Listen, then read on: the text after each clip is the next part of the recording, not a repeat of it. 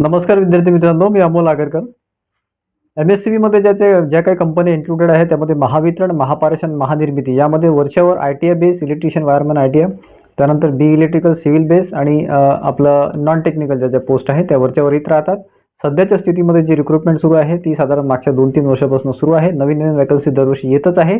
त्यामुळे जे विद्यार्थी आता नवीन वॅकन्सीची वाट बघत आहेत त्यांना सांगू इच्छितो की तुम्ही 2 ते 3 वर्ष या रिक्रुटमेंटला देऊ शकत असाल किंवा तुम्हाला देता येणं पॉसिबल असेल तरच याच्यामध्ये या, अन्यथा प्रायव्हेट जॉब तुम्ही चेक करू शकता, प्रायव्हेट जॉब तुम्ही सर्च करू शकता आणि करू शकता.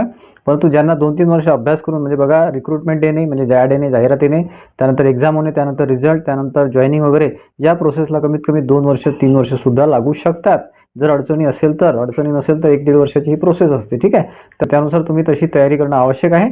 या रिलेटेड आपलं चॅनल आहे, इंजिनियर अमोल आपलं चॅनल आहे, त्याला तुम्ही सबस्क्राईब करून ठेवू शकता, जेणेकरून वरचेवर अपडेट्स तुम्हाला मिळत राहतील. आणि यावर्षी एंडिंगमध्ये बऱ्यापैकी वॅकन्सी येण्याची शक्यता आहे महावितरणमध्ये स्पेशली, आणि बाकीचे जे 2 डिपार्टमेंट आहे महापारेषण, महानिर्मिती यामध्ये सुद्धा पुढच्या 1 ते 1.5 वर्षामध्ये आणखी वॅकन्सी येण्याची शक्यता आहे. धन्यवाद मित्रांनो.